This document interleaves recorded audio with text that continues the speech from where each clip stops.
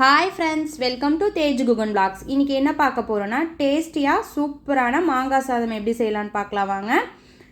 நம்ம சேனல் இதான் first time பார்க்குறீங்கன்னா சப்ஸ்கிரைப் பண்ணிவிட்டு பாருங்கள். நான் பெரிய சைஸ் மாங்காய் எடுத்திருக்கேன். நல்லா இது பழுத்த மாங்காய் இருக்கக்கூடாது, நல்லா வெக்காயாக இருந்தால் தான் சாப்பாடு கலருக்கு டேஸ்ட்டாக இருக்கும். தோல் சீவி எடுத்துக்கலாம். டேஸ்ட் சூப்பராக இருக்கும். நீங்கள் இது மாதிரி ட்ரை பண்ணி பாருங்கள்.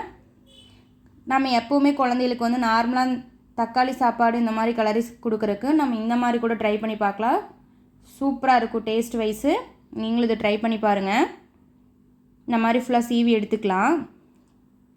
நீங்கள் சாதத்துக்கு தேவையான அளவு மாங்காய் துருவி போட்டுக்கலாம். இதுக்கு சுடு சாப்பாடு தான் இருக்கணும்னு கிடையாது. நம்ம ரைஸ் மீதி ஆயிடுச்சு அப்படின்னா இது நம்ம இந்த மாதிரி கூட செஞ்சு கொடுக்கலாம். நைட் டைம் எப்போவுமே சாதம் கொஞ்சம் மீதியாகும். இந்த மாதிரி மாங்காய் இருந்துச்சுன்னா மாங்காய் சாதம் கூட செஞ்சு கொடுங்க. வாங்க, ஃபுல்லாக சீவி எடுத்தாச்சு. இனி செதறி எடுத்துக்கலாம். குட்டி குட்டி பீஸாக எடுத்து செதறி எடுத்துக்கிட்டேன். எப்பவுமே சாதம் மீதியாகும். நீங்கள் அந்த கலர்ன சாப்பாட்டுக்கு கொஞ்சம் உதிரி உதிரியாக இருந்தால் நல்லாயிருக்கும். நீங்கள் உதிரி உதிரியாக இருந்துச்சுன்னா இந்த மாதிரி கூட ட்ரை பண்ணி பாருங்கள். இதுக்கு சுடு சாதம் வச்சு தான் செய்யணுன்ட்டு கிடையாது. நான் எப்போவுமே சாதம் மீதி ஆயிடுச்சுன்னா இந்த மாதிரி கலரிக்குவேன். குட்டி குட்டி பீஸாக கட் பண்ணிவிட்டு நல்லா ஃபுல்லாக எல்லா செதறி எடுத்துக்கலாம்.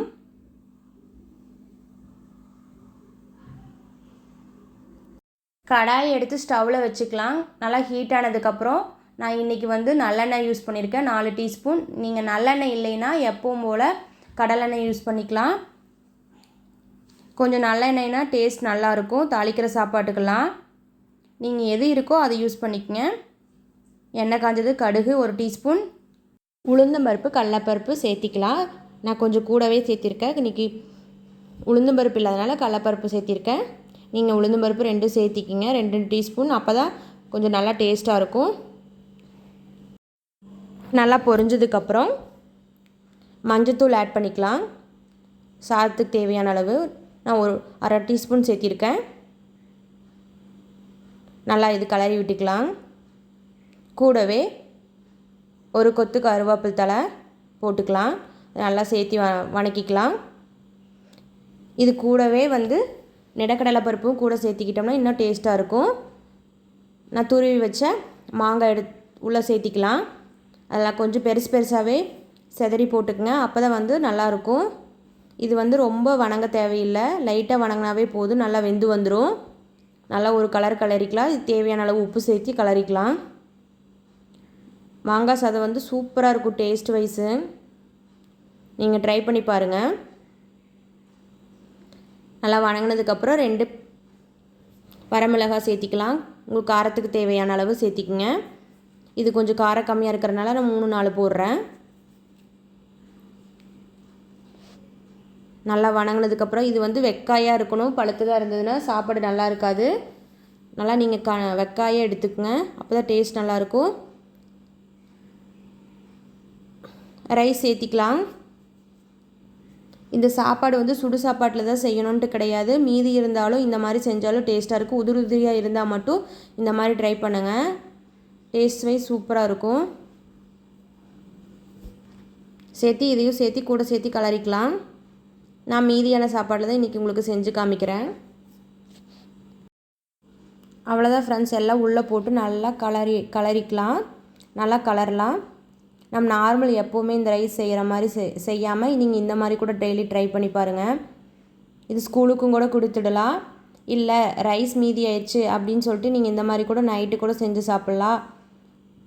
ரைஸ் வேஸ்ட் பண்ணாமல் இந்த மாதிரி ட்ரை பண்ணி பாருங்கள். ஏன்னா நம்ம ரைஸ் மிச்சமாயிடுச்சுன்னா தூக்கி அக்கடை தான் கொட்டுவோம். நம்ம இந்த மாதிரி ரைஸ் மீதி ஆயிடுச்சுன்னா இந்த மாதிரி கூட நல்லாயிருக்கும். டேஸ்ட்டு சூப்பராக இருக்கும். என்ன களியாக மட்டும் இருக்கக்கூடாது சாப்பாடு. குலைவாக இருந்துச்சுன்னா அது நல்லா இருக்காது. உதிரி உதிரியாக இருந்துச்சுன்னா நீங்கள் இந்த மாதிரி கூட செஞ்சு சாப்பிடுங்க.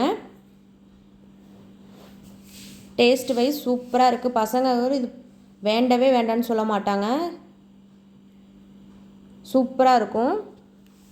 நீங்களும் இது மாதிரி ட்ரை பண்ணி பாருங்கள். பிடிச்சிருந்தால் லைக் பண்ணுங்கள், சப்ஸ்கிரைப் பண்ணிவிட்டு பாருங்கள். தேங்க்யூ ஃபார் வாட்சிங். சப்ஸ்கிரைப் பண்ணுங்கள், ஷேர் பண்ணுங்கள். அவ்வளோதான் ஃப்ரெண்ட்ஸ். இது கடைசியாக நம்ம கொத்தமல்லி தழை தூவி இறக்கிக்கலாம். ஏன்னா கொஞ்சம் சாப்பாடு இது ஆறின சாப்பாடுனால ரொம்ப நேரம் கிளற வேண்டியதாக இருக்குது. சுடு சாப்பாடுனா இவ்வளோ நேரம் கிளற தேவையில்லை. அவ்வளோதான் ஃப்ரெண்ட்ஸ், சூப்பரான மாங்காய் சாப்பாடு ரெடி. தேங்க்யூ ஃபார் வாட்சிங். சப்ஸ்கிரைப் பண்ணுங்கள், ஷேர் பண்ணுங்கள். நீங்களும் ட்ரை பண்ணிவிட்டு கமெண்ட் பண்ணுங்கள். தேங்க்யூ.